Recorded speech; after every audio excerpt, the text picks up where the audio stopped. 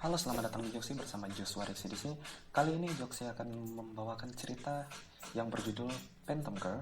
Basicnya cerita ini adalah kelanjutan dari The Lucky Boy. Cuma ini adalah berbeda sudut pandang. Kalau The Lucky Boy itu berasal dari sudut pandangnya si Alex, sementara kali ini itu berasal dari sudut pandangnya Lily, yaitu adiknya yang pada cerita kemarin menghilang entah kemana. Dan yang bertanya-tanya, jawabannya adalah di sini, di seri kali ini.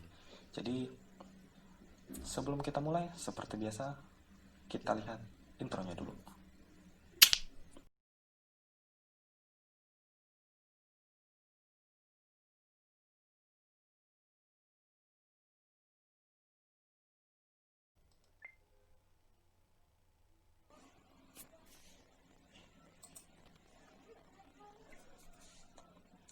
Hai, aku Lily Respati, adik dari Alex Respati. Aku yang baru saja menyelamatkan kakakku dari kedua wanita itu. Sebenarnya aku hampir saja menjadi bagian dari mereka. Namun pada saat mereka menyerang dan orang tuaku menjadi korban, pria yang tampak seperti Kak Tony, namun aku yakin itu bukan dia. Karena dia tidak mungkin bertindak sekasar itu. Dia memegang kepalaku dengan sangat kasar, dan seketika itu aku sudah tidak sadarkan diri. Lalu aku bangun dan mendapati diriku di atas sebuah kapal bersama seorang wanita. Dan aku tidak tahu siapa namanya. Aku panggil dia, "Halo, Anda siapa ya?" Dia berkata, "Aku Yui. Aku adalah iblis yang ditugaskan untuk mengambil alih tubuhmu." Aku berkata kepadanya, "Jika begitu, kenapa kau tidak mengambil alih tubuhku saja, tanpa harus mengajakku berbicara?" Dia mengatakan, "Aku mau membuat kesepakatan denganmu." Aku bingung dan mencoba bertanya, "Kesepakatan?" Dia mengatakan, "Ya, kesepakatan. Aku punya dendam pada Peter.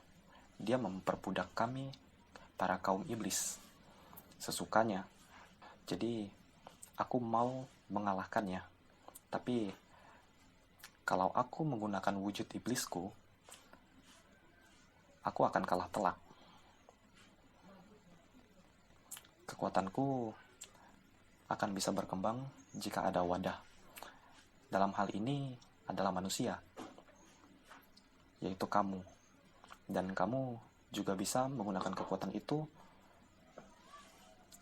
yang aku kuasai juga untuk menyelamatkan keluargamu." Aku sempat bingung dan memikirkan dia bisa saja langsung mengambil alih tubuhku. Namun, ini kesempatanku untuk bisa menolong ayah dan ibu. Jadi, aku mengatakan, "Baiklah, jika itu bisa menolong ayah dan ibuku." Lalu, dia mengatakan, "Kamu ulurkan tanganmu ke depan. Kita akan kabur untuk sementara, agar tubuhmu dan aku bisa menyesuaikan diri terlebih dahulu." Setelah itu, aku tersadar. Namun, aku tidak bisa merasakan tubuhku. Dan aku bingung, apa yang terjadi? Lalu Yui berkata, "Aku mengubah tubuhmu menjadi air, agar kita bisa kabur dari mereka, mumpung mereka sedang fokus pada orang tuamu." Jujur, melihat orang tuaku diserang oleh mereka dan tidak berdaya, aku sedih. Namun, Yui berkata, "Kita masih butuh waktu untuk mengalahkan mereka." Setelah itu kami pergi ke tempat yang sangat jauh dari keramaian, di pesisir kota, di dalam hutan, dekat pedesaan.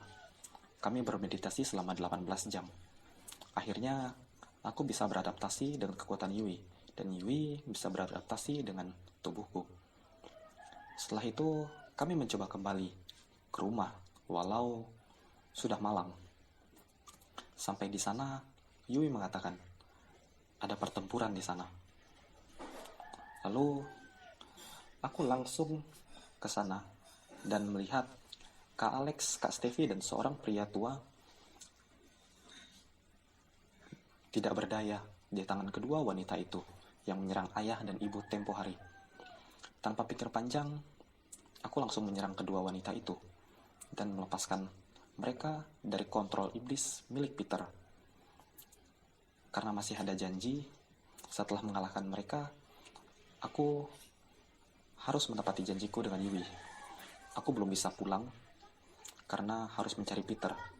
Jadi, aku pergi setelah menyelamatkan kakak. Sekarang, aku tinggal di rumah sahabatku, Stefani Halim.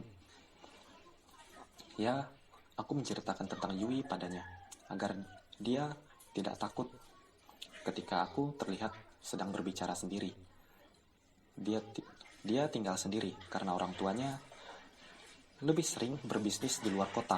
Jadi, kami hanya tinggal bertiga jika Yui dihitung. Pagi hari di hari yang baru. Kali ini bagiku tinggal terpisah dari orang tuaku dan kakakku. Ya, walaupun berat bagi anak kelas 6 SD untuk berpisah dari orang tua, tapi aku sudah berjanji pada Yui dan aku harus menepatinya. Dan aku juga memiliki sahabat yang bisa menguatkanku saat aku bersedih dan rindu dengan keluargaku. Aku berangkat ke sekolah ya, kata Fanny kepadaku. Aku tidak ikut dia ke sekolah agar keluargaku tidak menemukanku. Dan pagi itu dengan mengenakan hoodie hitam dan masker berwarna hitam juga, aku berjalan keliling kota untuk mencari informasi tentang Peter. Hingga waktu menunjukkan pukul 12, aku tak kunjung menemukan informasi apapun. Lalu, aku putuskan untuk beristirahat di sebuah kafe. Ya, walau sudah hidup sendiri dan berpisah dari orang tua, aku bisa mendapatkan uang berkat Yui. Dia memindahkan uang yang ada di ATM ke dalam kantongku. Ya, aku tahu itu salah, tapi untuk saat ini sepertinya aku membutuhkannya. Lagi asik bersantai, terdengar suara teriakan orang. Tolong! Aku mencoba untuk melihatnya. Ternyata orang yang kondisinya sama seperti ayah dan ibu saat diserang tempo hari. Salah seorang di keramaian menanyakan kepada saksi yang menemukannya. Tadi kondisinya bagaimana saat Anda menemukannya? Lalu saksi itu menjawab, dia terlihat duduk dan sambil menunduk mengenakan topi. Saat mau mengantarkan pesanan, dia tidak merespon dan kupegang pundaknya. Lalu kondisinya seperti ini. Lalu Yui berkata, sepertinya Peter memiliki anak buah baru dan kita tidak tahu siapa dia. Dan dia sepertinya masih di sekitar sini. Aku langsung mengambil kamera HP dan mengambil gambar korban tersebut dan kembali ke rumah Fanny. Sampai di rumah Fanny mengirim pesan dia akan pulang lambat karena harus kerja kelompok sorenya dan bimbel untuk persiapan ujian.